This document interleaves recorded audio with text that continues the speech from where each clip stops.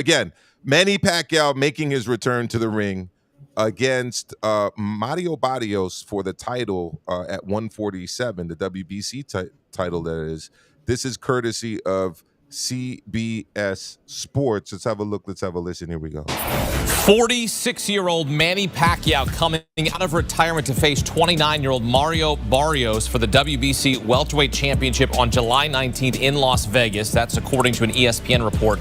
Pacquiao last fought in 2021 when he lost to Yordenis Ugas. Barrios won the WBC welterweight title from Ugas in 2023. His last fight was a split decision against Abel Ramos on the Jake Paul-Mike Tyson undercard in November. Pacquiao career record 62-8-2 with 39 knockouts. Barrios 29-2-1.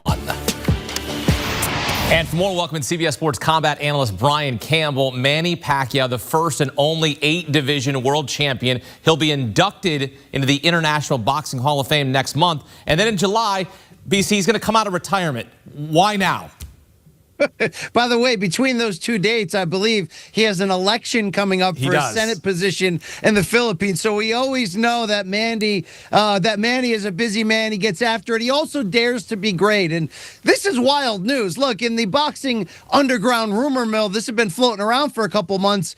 We just didn't know if it was going to be for real. Was Manny really going to commit to not just coming back after 4 years away, after just one fight in the last 6 years, at age 46, but to come back directly into a title fight against a young, in his prime, active champion, Mario Barrios? It's interesting theater, to say the least. It's a pay-per-view main event, reportedly for July 19th.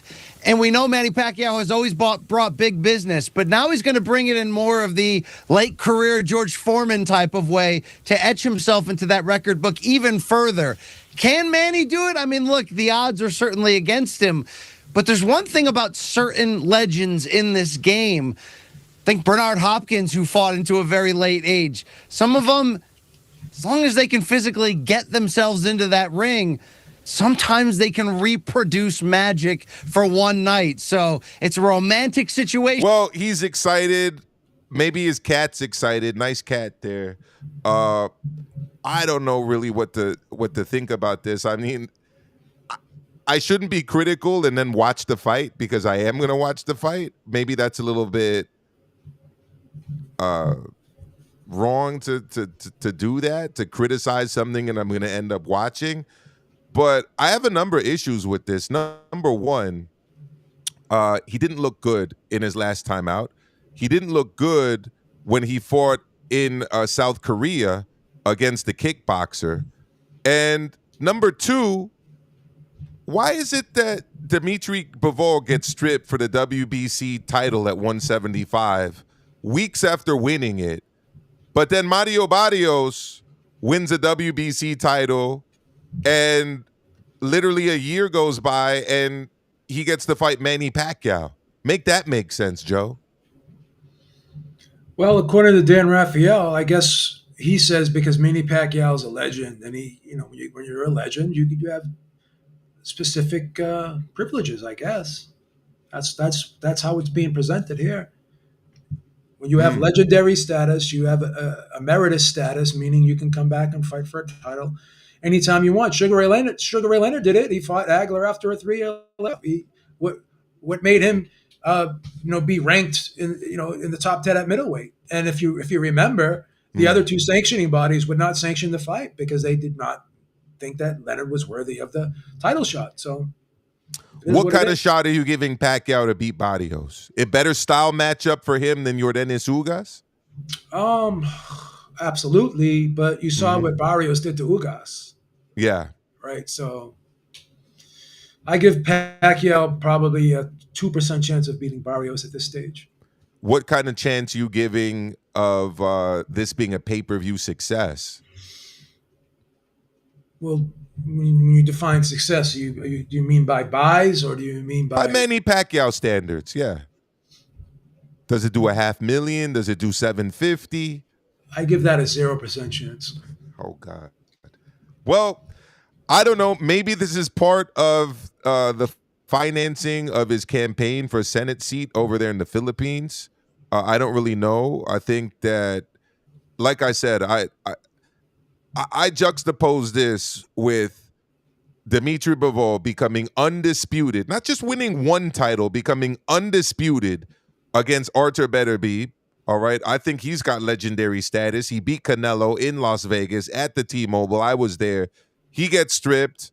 We saw a fight last week where Badou Jack got to come out and defend his WBC title after, 2 years out of the ring? I just think it's like extra evidence, not that anybody needed any, that the WBC is just we do whatever we want for the people we like, and if we don't really like you, we also do whatever we want to your detriment type of organization. We'll see how it plays out. I probably will be watching it, and I'm not going to lie, I'll probably get a little bit excited to see Manny Pacquiao again.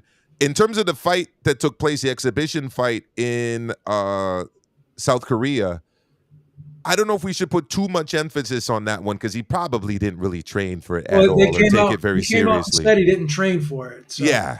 So there's that. There's that. That's what he said. Big up to Papa Chubby Chubby. Thank you so much for the super chat. I want to thank everybody else that tuned in live today. Hit the like button.